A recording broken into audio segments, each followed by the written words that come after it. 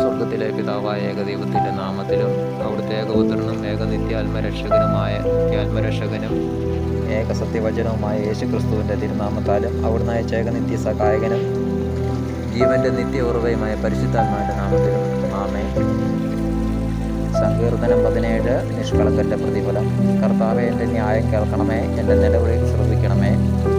നിഷ്കപടമായ എൻ്റെ അധരങ്ങളിൽ നിന്നുള്ള പ്രാർത്ഥന ശ്രദ്ധിക്കണമേ. എൻ്റെ വിധി അങ്ങയുടെ സന്നിധിയിൽ നിന്ന് പുറപ്പെടട്ടെ. അങ്ങയുടെ കണ്ണ് ന്യായം കാണുമാറാകട്ടെ. അവിടുന്ന് എൻ്റെ ഹൃദയം പരിശോധിച്ചാൽ, രാത്രിയിൽ എന്നെ സന്ദർശിച്ചാൽ, അങ്ങനെ ഉരച്ചു നോക്കിയാൽ എന്നെ തിന്മ കണ്ടെത്തുകയില്ല. എൻ്റെ അധരങ്ങൾ പ്രമാണം ലംഘിക്കുകയില്ല. മറ്റുള്ളവർ ചെയ്യുന്നതുപോലെ ഞാൻ തിന്മ പ്രവർത്തിച്ചിട്ടില്ല.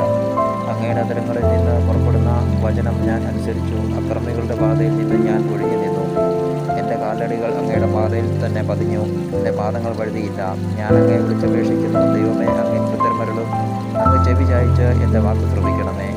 തൻ്റെ വലത്ത് കൈ അഭയം തേടുന്നവരെ ശത്രുക്കളിൽ നിന്ന് കാത്തുകൊള്ളുന്ന രക്ഷക, അങ്ങയുടെ കാരുണ്യം വിസ്മയകരമായി പ്രദർശിപ്പിക്കണമേ. കണ്ണിൻ്റെ കൃഷ്ണമണി പോലെ എന്നെ കാത്തുകൊള്ളണമേ. അങ്ങയുടെ ചിറകിൻ്റെ നിഴലിൽ എന്നെ മറച്ചുകൊള്ളണമേ.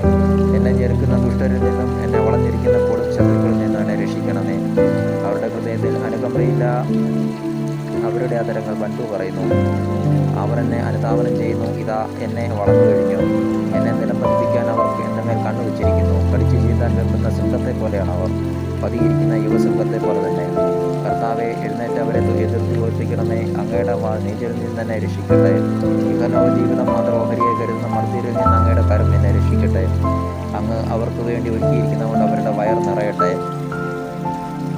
അവരുടെ സന്തതികൾക്കും സമൃദ്ധമായി ലഭിക്കട്ടെ. മിച്ചമുള്ളത് അവരുടെ പേരക്കിടാങ്ങൾക്ക് വേണ്ടി നീക്കിവെക്കട്ടെ. നീതി നിമിത്തം ഞാൻ അങ്ങയുടെ മുഖം ദർശിക്കും. ഉണരുമ്പോൾ ഞാൻ അങ്ങയുടെ രൂപം കണ്ട് തൃപ്തി അടയും. ആമേൻ.